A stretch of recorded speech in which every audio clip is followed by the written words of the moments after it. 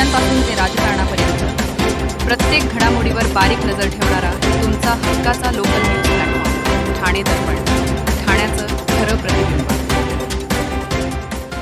शिवमुद्रा प्रबोधिनी संस्था व ठाणे नगर police station यांच्या संयुक्त विद्यमाने ठाण्याच्या लोहाना महाजनवाडी हॉलमध्ये हिंदू मुस्लिम रक्षाबंधन कार्यक्रमाचे आयोजन करण्यात आलं होतं।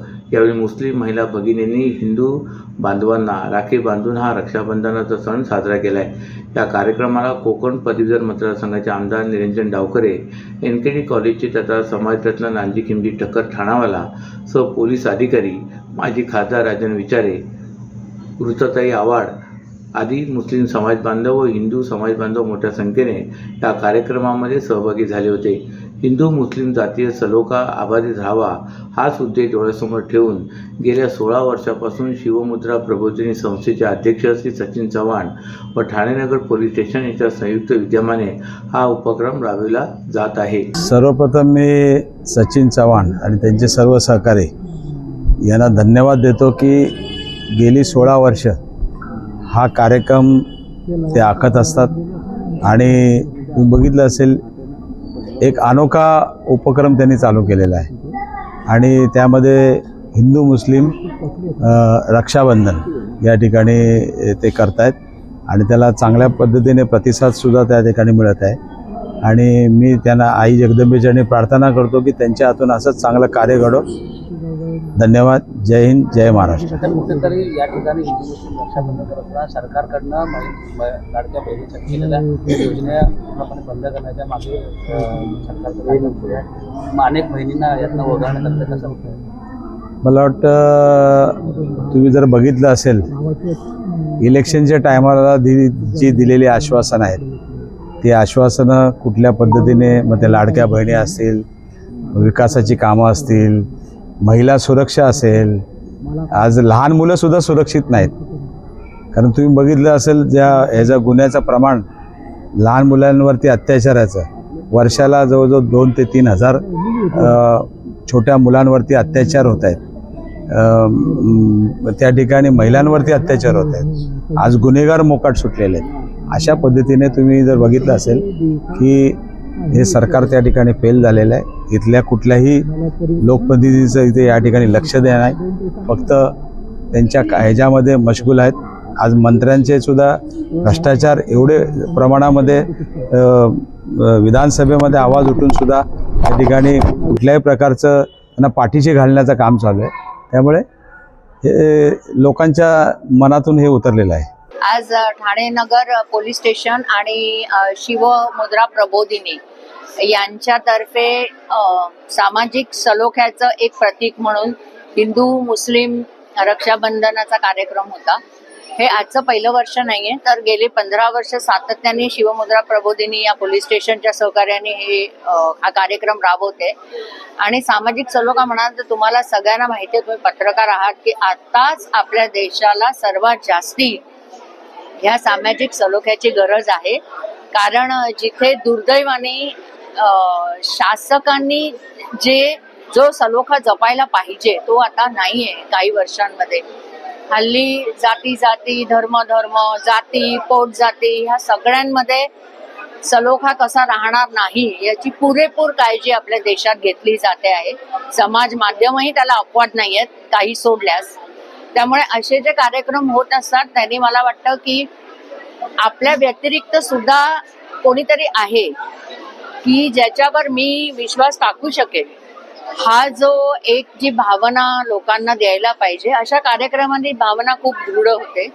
आणि आज फक्त हिंदू मुसलमान नाही तर त्यांनी चर्चच्या पास्टर्सना पण इन्व्हाइट केलं होतं आणि सगळ्या जाती धर्माचे आणि सगळ्या क्षेत्रातले लोक या कार्यक्रमाला आवर्जून हजेरी लावतात। मी शिवमुद्रा प्रबोधिनी यांचं अभिनंदन करते, त्यांना ऑल द बेस्ट देते। आणि हा कार्यक्रमाला आलेल्या सगळ्यांना पोलिसांनी पण याच्यामध्ये खूप महत्त्वाचा वाटा उचललेला आहे।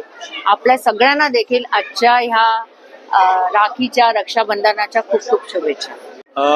शिवमुद्रा प्रबोधिनी सामाजिक संस्था आणि ठाणे नगर पोलीस स्टेशन यांच्या संयुक्त विद्यमाने 16वे वर्ष आम्ही साजरा करतो हिंदू मुस्लिम रक्षाबंधन। खरं तर या देशाच्या जडणघडणीमध्ये हिंदू आणि मुस्लिम या दोघांचा सुद्धा सिंहाचा वाटा आहे आणि या देशामध्ये हिंदू आणि मुस्लिम बांधव हे एकत्र राहत होते, एकत्र राहत आहेत आणि ह्याच्यापुढे एकत्र राहू शकतात आणि या देशासाठी सुख, समाधान, सौख्य आणि देशाची अखंडता ही आबादी ठेवण्याचं काम करतायत. सर्वात महत्वाची गोष्ट म्हणजे आज देशामध्ये अशी काही मंडळी आहेत दोन्ही धर्मामध्ये की जे माथेफिरू लोकांचं काम करतात, काही लोकांची माती भडकवण्याचं काम करतात. त्यांना मी हा संदेश देऊ शकतो की आपण सर्वजण या देशाचे नागरिक आहोत. या देशाची दळणघळण आपल्या माध्यमातून होते आणि हिंदू आणि मुस्लिम हे एका देशाचे एकच नागरिक असतो. ज्याप्रमाणे भगतसिंगचं आपण जसं क्रांतिकारी भगतसिंग यांचं जसं योगदान पकडतो तर आपल्याला अब्दुल हमीदचं सुद्धा योगदान नाकारता येत नाही. त्याच्यामुळे या देशामध्ये हिंदू आणि मुस्लिम बांधव, बंधू आणि भगिनी एकत्र नांदतायत आणि हा देश ही जागतिक महासत्ता होणार आहे. त्याच्यामध्ये हिंदू आणि मुस्लिम या दोघांचं सारखं योगदान आहे. हे एकत्र राहून या देशात दळणघळण सिंहाचा वाटा उचलतंय. ठाणे शहरातील घोडबंदर मार्गावरील गायमुख येथील रस्त्याला पडलेले खड्डे आधुनिक तंत्रज्ञानाचा वापर करून बुजवण्यात येतील असे उपमुख्यमंत्री एकनाथ शिंदे यांनी सांगितले. घोडबंदर रोडवरील खड्डे पडलेल्या रस्त्यांची तातडीने दुरुस्ती करण्याचे निर्देश यांनी काही दिवसांपूर्वी घेतलेल्या आढावा बैठकीत दिले होते. त्यानंतर काल त्यांनी स्वतः गायमुख येथे सुरू असलेल्या रस्ते दुरुस्ती कामाला भेट देऊन त्यांनी सुरू असलेल्या कामाची पाहणी केली. यावेळी परिवहन मंत्री प्रताप सरनाईक, ठाण्याचे जिल्हाधिकारी डॉक्टर श्रीकृष्ण पांचाळ आणि सार्वजनिक बांधकाम विभागाचे अधिकारी आणि कर्मचारी उपस्थित होते. घोडबंदर मार्गावरील गायमुख जवळ रस्त्याला मोठे खड्डे पडल्याने इथला प्रवास हा धोकादायक बनला होता. प्रचंड वाहतूक कोंडीतून प्रवास करावा लागत असल्याने वाहन चालकांना प्रचंड मनस्ताप सहन करावा लागत होता. पालकमंत्री म्हणून याबाबत शिंदे यांना वारंवार याबाबत तक्रारी येत होत्या. त्यानंतर त्यांनी याबाबत आढावा बैठक घेऊन याबाबत नाराजी व्यक्त केली होती. तसेच हा रस्ता तातडीने ब्लॉक घेऊन बुजवण्याचे निर्देश दिले होते. त्यानुसार सार्वजनिक बांधकाम खात्याने हे काम सुरू केल्याचे समजता त्यांनी प्रत्यक्ष गायमुख येथे भेट देऊन तिथे सुरू असलेल्या कामाची पाहणी केली. यावेळी त्यांनी खराब रस्त्याचा भाग पूर्णपणे काढून बेस काढून त्यानंतर इथे WBMने ग्राउंडिंग करावे, त्यानंतर त्यावर डांबर टाकून सगळ्यात शेवटी त्यावर मास्टरिंग करावे असे निर्देश दिलेत. जेणेकरून बनवलेले रस्ते दर्जेदार तर होतीलच पण अवजड वाहने जाऊन पुन्हा त्यावर खड्डे पडणार नाहीत. त्यासाठी काही दिवसांचा ब्लॉक घेण्यात आला असून लवकरात लवकर या रस्त्याची दुरुस्ती करण्यात येईल असेही त्यांनी स्पष्ट केले. दर पावसाळ्यापूर्वी रस्ते दुरुस्त करूनही पुन्हा तिथे डागडुजी करण्याची वेळ येत असल्याचे निदर्शनास आणून दिले. मात्र या ठिकाणी आता 60 मीटर रुंदीचा नवीन रस्ता प्रस्तावित असून तो पूर्ण झाल्यावर हा प्रश्न राहणार नाही असे शिंदे यांनी सांगितले.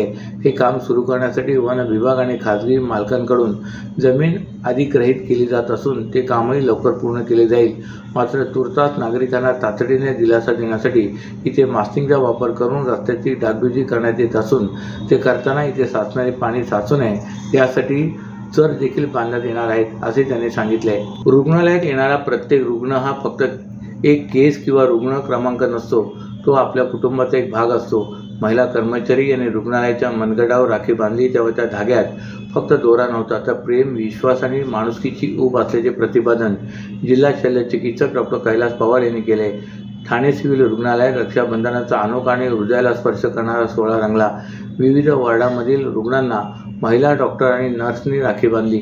घरापासून आणि कुटुंबापासून दूर असलेल्या रुग्णांसाठी हा क्षण जणू भावनिक औषध ठरलाय. रुग्णालयाच्या वातावरणात या दिवशी केवळ औषधाचा गंध नव्हता तर स्नेह, माया आणि मानवी नात्याचा सुगंधही पसरला होता. महिला कर्मचाऱ्यांनी चॉकलेट, मिठाई वाटून रुग्णांच्या चेहऱ्यावर हसू फुलवलं. काही रुग्णांनी आशीर्वादही दिलेत. हा उपक्रम केवळ सण साजरा करण्यापुरता मर्यादित न राहता रुग्ण आणि आरोग्य सेवक यांच्यातील विश्वासाचे बंधन अधिक घट्ट करणारा ठरला. आजारपणाच्या लढाईत औषधा इतकाच भावनिक आधारही महत्त्वाचा असतो हे या उपक्रमाने पुन्हा एकदा अधोरेखित झाले. यावेळी ठाणे जिल्हा शल्यचिकित्सक डॉक्टर कैलास पवार, अतिरिक्त जिल्हा शल्यचिकित्सक डॉक्टर धीरज महागडे, डॉक्टर अर्चना पवार, डॉक्टर ज्ञानेश्वर सलगर आदी कर्मचारी उपस्थित होते. सर्व नागरिकांना आवाहन करण्यात येत आहे की सध्या डासांमार्फत पसरणाऱ्या डेंग्यू या आजाराचा प्रसार रोखण्यासाठी प्रत्येकाने पुढीलप्रमाणे कार्यवाही करावी.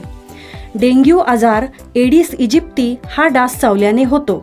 या डासांची पैदास साचलेल्या किंवा साचवलेल्या स्वच्छ पाण्यामध्ये होते. 8 दिवसांपेक्षा जास्त दिवस पाणी उघडे व साचून राहिल्यास त्यात डास अंडी घालतात. अंड्यांच्या अळ्या तयार होऊन पुढे डास तयार होतात. यासाठी आपल्या घरातील पाणी साठे उदाहरणार्थ बॅरल्स, पिंपे, टाक्या, हौद, रांजणे इत्यादी दर आठवड्याला रिकामे करून घासून पुसून कोरडे करून पुन्हा भरावे. एक दिवस कोरडा दिवस म्हणून पाळावा. पाणी साठ्यांना घट्ट झाकणे बसवावीत किंवा जुनी साडी, चादर, धोतर यांनी बांधून झाकून ठेवावीत, म्हणजे डास त्यात जाऊन अंडी घालणार नाहीत. घराच्या गच्चीवर, आजूबाजूला, अंगणात कोठेही पाणी साचू देऊ नये. भंगार सामान उघड्यावर टाकू नये. उदाहरणार्थ टायर्स, प्लास्टिक सामान, कुंड्या, टाकाऊ वस्तू इत्यादी. अशा सामानात पावसाचे पाणी साठून त्यात डेंग्यूच्या डासांची पैदास होते. घरातील कूलर्स, फ्रीजच्या पाठीमागील ट्रे हे देखील वेळोवेळी कोरडे करावेत. लक्षात ठेवा, नुसत्या फवारणीने डास घनता कमी होत नाही, तर त्यासाठी डास पैदास ठिकाणे नष्ट करणे ही आपल्या सर्वांची जबाबदारी आहे. कोणताही ताप अंगावर न काढता जवळच्या शासकीय रुग्णालयात मोफत औषधोपचार घ्या. अशा प्रकारे नागरिकांनी सहकार्य केल्यास डेंग्यूचा प्रसार रोखणे सहज शक्य आहे. ठाणे कारागृहातील 7 कैद्यांना वैद्यकीय तपासणीसाठी ठाणे महापालिकेच्या कळवा येथील छत्रपती शिवाजी महाराज रुग्णालयात नेल्यानंतर त्या ठिकाणी 2 कैद्यांची अनुपस्थिती संशयास्पद आढळली होती. ठाणे शहर मुख्यालयाचे पोलीस उपायुक्त डॉक्टर पवन बनसोड यांनी केलेल्या अचानक तपासणीमध्ये हा धक्कादायक प्रकार आढळल्यानंतर यामध्ये हलगर्जी करणाऱ्या मुख्यालयातील पोलीस हवालदार गंगाराम घुले यांच्यासह 9 पोलिसांवर उपायुक्त बनसोड यांनी निलंबनाची कारवाई केल्याची माहिती वरिष्ठ पोलीस अधिकाऱ्यांनी दिली. कळवा येथील ठाणे महापालिकेच्या रुग्णालयात ठाणे जिल्हा मध्यवर्ती कारागृहातील 7 कैद्यांना तपासणीसाठी 4 ऑगस्ट 2025 रोजी नेले होते. त्यावेळी उपायुक्त बनसोड यांनी अचानक या रुग्णालयात कैद्यांची तसेच बंदोबस्तावरील पोलीस अंमलदारांची तपासणी केली. या तपासणीमध्ये 7 पैकी केवळ 5 कैदी आढळले होते. उर्वरित दोघे हे एक्सरे तपासणीसाठी किंवा लघुशंकेसाठी शौचालयात गेल्याची वेगवेगळी उत्तरे बंदोबस्तावरील पोलिसांनी दिली होती. दोन्ही ठिकाणी हे कैदी नव्हते. प्रत्यक्षात नंतर मात्र 7ही कैद्यांना ठाणे जिल्हा मध्यवर्ती कारागृहात याच अंमलदारांनी मुख्यालयातील कैदी पार्टीच्या शासकीय वाहनातून सोडल्याचे आढळले होते. कैदी पार्टीच्या बंदोबस्तामध्ये हलगर्जी आणि बेजबाबदार केल्याचा ठपका ठेवत घुले यांच्यासह 9 जणांवर निलंबनाची कारवाई बनसोड यांनी केली. मुंब्रा येथील शीळ भागातील 17 बेकायदा इमारत उभारणी प्रकरणाची चौकशी उच्च न्यायालयाच्या सूचनेनुसार ठाणे जिल्हा अतिरिक्त सत्र न्यायाधीश जी बन्साली यांच्यामार्फत सुरू आहे. मात्र अशाच प्रकारे 3 वर्षापूर्वी शहरातील बेकायदा बांधकामाच्या मुद्द्यावरून टीका होऊ लागतात. तत्कालीन ठाणे महापालिका आयुक्त डॉक्टर बिपिन शर्मा यांनी या प्रकरणाची चौकशी करून अहवाल तयार केला होता. त्यात 14 आजी माजी सहाय्यक आयुक्तांची नावे होती. मात्र त्या अहवालाचे पुढे काय झाले हे अद्याप समजू शकलेले नसून अहवाल गुलदस्त्यात असल्याचे चित्र आहे. मुंब्रा येथील शीळ भागात 17 बेकायदा इमारती गेल्या वर्षी उभारण्यात आल्या. या बांधकाम प्रकरणी उच्च न्यायालयात याचिका दाखल झाली होती. या उच्च न्यायालयाच्या आदेशानंतर ठाणे महापालिका आयुक्त सौरभ राव यांना स्वतःला घटनास्थळी जाऊन बांधकामावर कारवाई करावी लागली होती. या बांधकामाप्रकरणी उच्च न्यायालयाच्या सूचनेनुसार ठाणे जिल्हा अतिरिक्त सत्र न्यायाधीश जी बन्साली यांच्यामार्फत सुरू आहे. असे असताना या चौकशीच्या निमित्ताने जुन्या चौकशी अहवालाचे पुढे काय झाले असा प्रश्न अनेकांना पडलाय. करोना काळात भूमाफियांनी शहरात बेकायदा बांधकामे उभारली होती. या बांधकामांच्या मुद्द्यावरून पालिका प्रशासनावर टीका होत होती. पालिकेच्या सर्वसाधारण सभेतही बेकायदा बांधकामाचा मुद्दा गाजला होता. त्यावेळी सर्वपक्षीय नगरसेवकांनी एक ठराव केला होता. गेल्या 8 ते 10 वर्षात ज्या सहाय्यक आयुक्तांच्या कार्यकाळात बेकायदा बांधकामे झाली त्या आजी माजी सहाय्यक आयुक्तांवर कारवाई करण्यासंबंधीचा ठराव होता. त्यानुसार पालिकेच्या अतिक्रमण विभागाने 14 आजी माजी सहाय्यक आयुक्तांना नोटीस बजावून त्यांना बेकायदा बांधकामाबाबत स्पष्टीकरण देण्यास सांगितले होते. त्यास काहींनी स्पष्टीकरण दिले होते तर काहींनी स्पष्टीकरण दिले नव्हते. यामध्ये प्रतिनियुक्तीवर आलेल्या 9 जणांची राज्य शासनामार्फत तर 5 स्थानिक सहाय्यक आयुक्तांची महापालिकेमार्फत विभागीय चौकशी करण्यात येत होती. या कारवाईबाबतचा अहवाल आयुक्तांकडे पाठवला जाणार होता, परंतु हा अहवाल गुलदस्त्यात असल्याचे चित्र आहे. अशाच नव्या आणि ताज्या बातम्यांसाठी ठाणे दर्पणच्या पेजला लाईक करा आणि फॉलो करायला विसरू नका.